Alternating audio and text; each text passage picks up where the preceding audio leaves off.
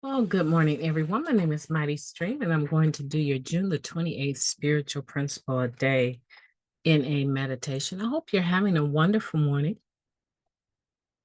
Let's go ahead and get into that meditation. Okay, the title of today's meditation, Unconditional Love Brings Healing. Oh, that sounds so warm and oh, it sounds really good. Let's enjoy it together. This is what it says. It says, practicing the principle of unconditional love in the 12th step is essential.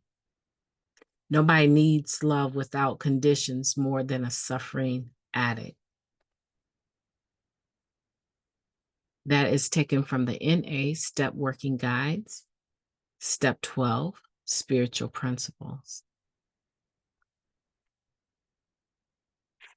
Judging from our experience prior to NA, many of us believe that love only came with conditions.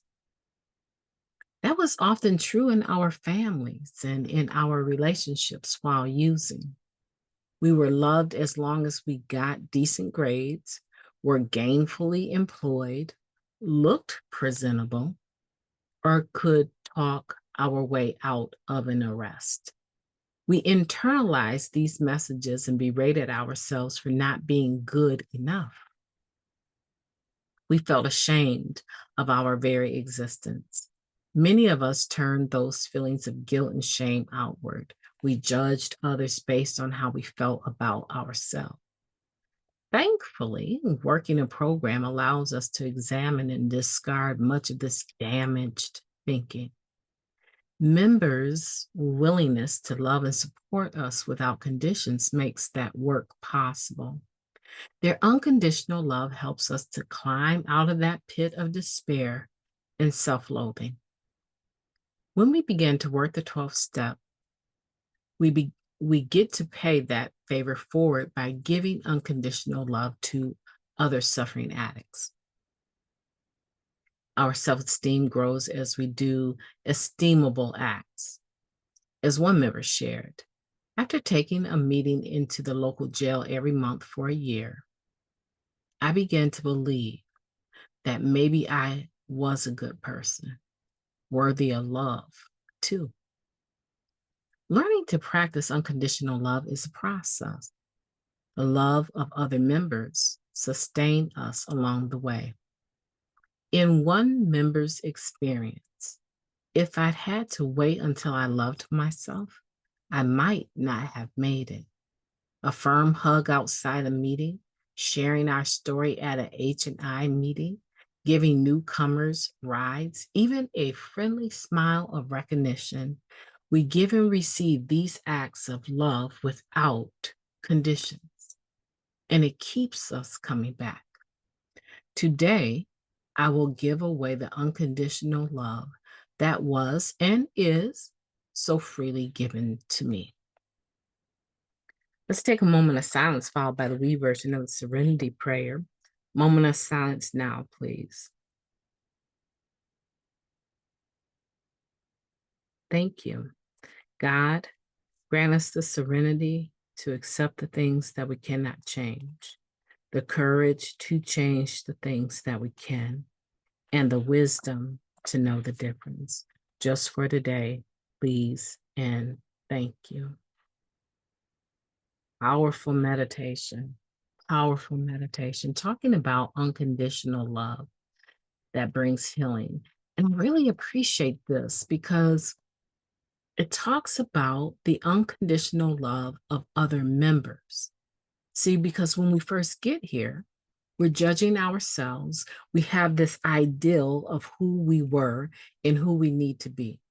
And generally speaking, when we first get here, they're very similar because we're still depending on what we would call character defects now, but we're still depending on them as survival skills, right? We need that skill set in order to make ourselves feel worthy, make ourselves feel better about ourselves compared to other people.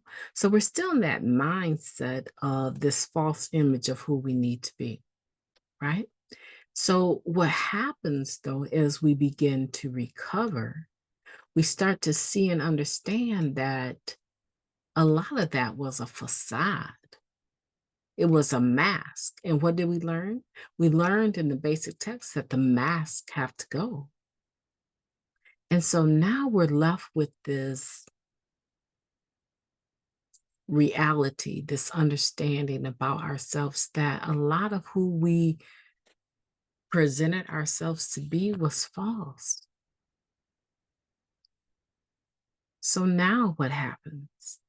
When I drop the ball and I'm in recovery, I don't get to use false pride to make it seem like I intended to drop the ball.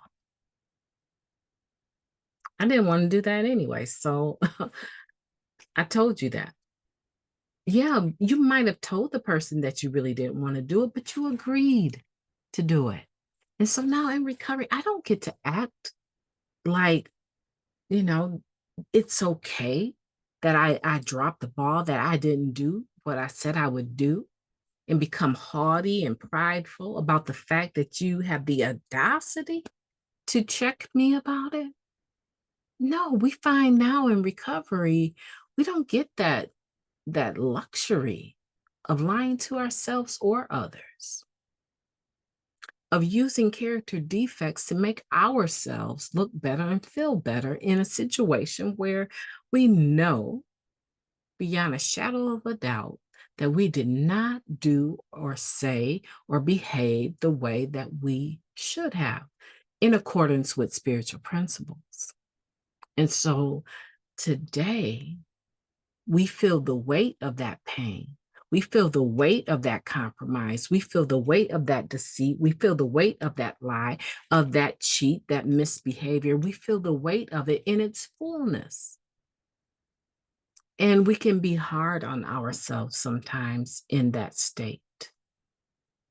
As it says in the first paragraph, we feel guilt and shame sometimes.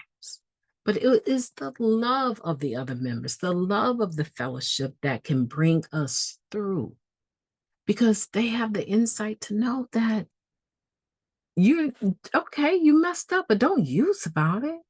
I messed up too. I did the exact same thing. My wife left me. My husband left me. I cheated on him so many times. I messed up. I was clean, but I wasn't living a clean life. Okay. So you're gonna do some jail time because you picked up something that didn't belong to you and you were clean? You're not the first member in Narcotics Anonymous to go to jail clean, and you won't be the last. Stop beating yourself up. In fact, we say around here, turn the butt kicking machine off, right? Okay. You got out of a very bad relationship with a narcissist, a jerk, but your heartstrings pulled you back in. Okay. You won't be the first person that had to repeat something like that. And maybe it'll work out this time, maybe it won't. But we're not going to use drugs over it. And so, as we begin to develop a rapport and listen to others share their experience, strength, and hope, and begin to receive their unconditional love, we find hope. And it brings us healing. Because you know what? We don't go back to the drugs. We just feel whatever it is and we stay clean no matter what. Okay, you relapsed. That wasn't your story. You did relapse. Okay, you're not the first addict in recovery to relapse. So what? We're not going to talk to you anymore. We're not going to hug you. Your relapse is going to rub off on me because I give you a handshake or hug you. I don't think so. Just like you can't catch recovery by osmosis, I'm not going to catch your relapse either. Now, I'm not going into wet places, believe that, right? But expressing loving kindness to a person, yeah, I can do that. And so can you. With this unconditional love, we have been healed. So why not use it to heal others? Today, I will give away the unconditional love that was and is so freely given to me. Such a beautiful meditation. I just want to thank every group, every individual, every member that participated in the draft of this spiritual principle a day in a meditation. And as a result of their honest input and their votes in their group meetings, we have yet another beautiful meditation that we can use, that we can read, and that will be with us to the very last breath that we take. Yeah, I'm so grateful for this literature. Family, my name is Mighty Stream, and I am an addict, and I am so grateful to be with you today. I hope that you have received something beneficial from this meditation, and I hope that it catapults you forward into the most beautiful June the 28th that you have ever lived thus far. Let's show gratitude today. I'm going to have a great day on purpose, and I know that you will too. Make sure that you do. Leave me a comment down below as soon as I see your comment. I promise you, as soon as I see it, I will respond. If I don't respond to your comments, guess what? I haven't seen it. At the very least, I will give you a thumbs up or a heart or say something encouraging when I see it. Take care, and I will be talking to you tomorrow.